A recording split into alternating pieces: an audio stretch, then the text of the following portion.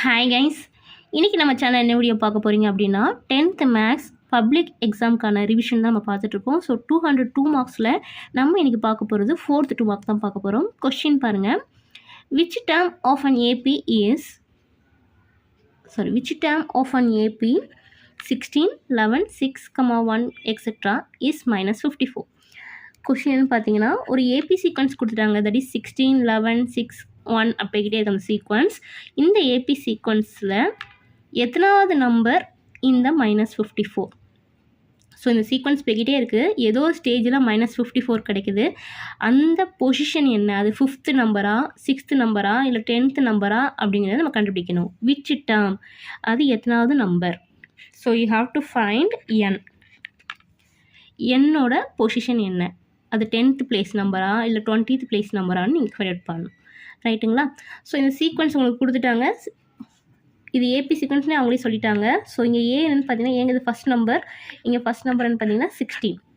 So AP சீக்வன்ஸில் difference கண்டுபிடிக்கணும். Common difference formula என்னென்னா T2 மைனஸ் T1. T2ங்கிறது second number. So 11 minus first number is 16. 11 minus 16 is -5. அப்போ common difference பார்த்தீங்கன்னா -5. So this is we can consider L. எல்லாவும் நீங்கள் consider பண்ணிக்கலாம், இல்லை டிஎன்னாவும் கன்சிடர் பண்ணிக்கலாம். ஏன்னா நமக்கு ஏபி சீக்வன்ஸில் 2 ஃபார்முலா இருக்குது. TN equal to A + n-1 × D. நீங்கள் இதே யூஸ் பண்ணி பண்ணிக்கலாம். இங்கே டிஎன்கிறது -54. இல்லை நீங்கள் அனதர் ஃபார்முலா தான் ஃபைண்ட் எண்ணுக்கு நமக்கு டேரெக்டாகவே ஃபார்முலா இருக்குது.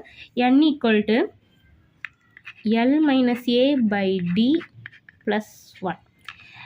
இதுலேயும் நீங்கள் யூஸ் பண்ணிக்கலாம். இப்போ இதில் வந்து உங்களுக்கு என்ன வேணும்? L வேணும். ஸோ இங்கே L இஸ் நத்திங் பட் -54.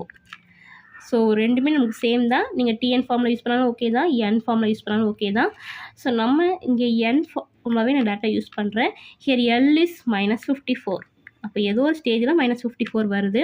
அதை நம்ம எல்லாவே கன்சிடர் பண்ணிக்கலாம். -A, இங்கே ஏங்க பார்த்தீங்கன்னா 16/D. Here D we find already -5. இதை ஷார்ட் அவுட் பண்ணிவிட்டு வர்ற ஆன்சரோட +1. ஓகேங்களா? ஸோ இப்போ ஆட் பண்ணிங்கன்னா -54 - 16 70/-5 +1. ஸோ இப்போ -5 கேன்சல் ஆயிரும். நீங்கள் இங்கே கேன்சல் பண்ணிங்கன்னா 1 5 are 5, ரிமைனிங் 2. ஸோ 14 வருது. 14 + 1 is 15.